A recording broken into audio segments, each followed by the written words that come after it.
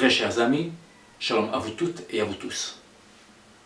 En ce jour de commémoration de la Shoah, au cours duquel nous rendrons hommage aux nôtres, en rappelant le nom de chacun de nos propres frères, je vous invite à rendre hommage aujourd'hui à deux justes des nations.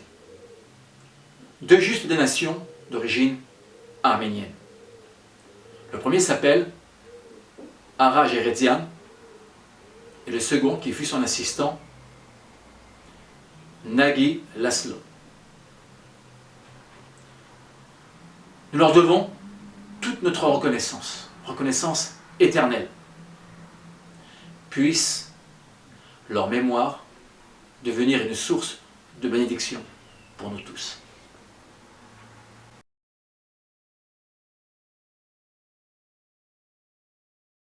Arya Jerezian naquit dans une famille arménienne à Istanbul en 1918.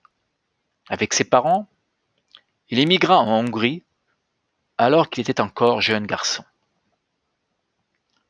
Dans sa nouvelle demeure, il commença à s'appeler Georgi. Au début des années 1930, Jerezian rejoignit le mouvement de jeunesse du Parti des Croix fléchées.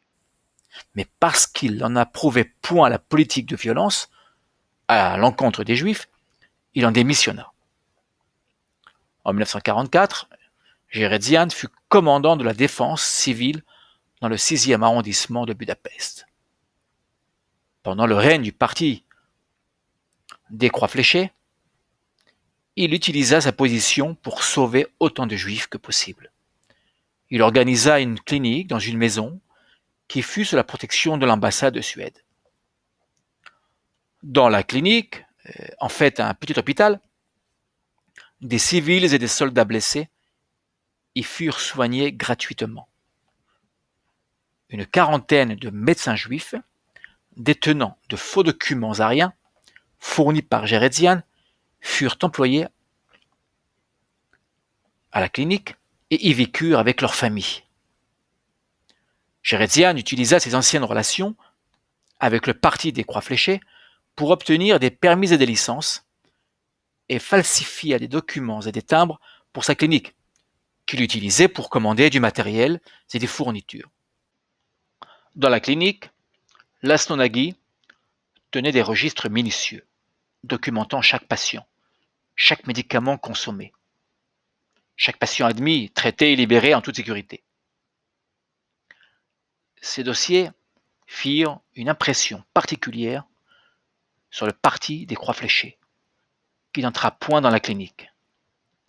Bien qu'on leur ait dit que Jerezian cachait des Juifs, il fut décidé qu'une telle institution patriotique, qui traitait les soldats et les civils hongrois gracieusement, était au-dessus de tout soupçon.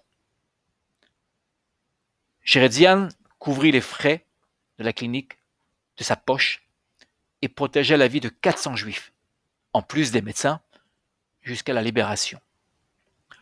Après la guerre, les survivants exhortèrent le régime hongrois à reconnaître officiellement Jerezian pour sa bravoure et son héroïsme. Mais ils échouèrent. Jerezian quitta alors la Hongrie au début des années 1960 et s'installa à Vienne. Le 26 février 1981, Yad Vashem reconnaissait Ara Jerezian comme juste parmi les nations. Nagi Laszlo fut l'assistant et le bras droit d'Arya Jerezian. Il fut le secrétaire de l'hôpital.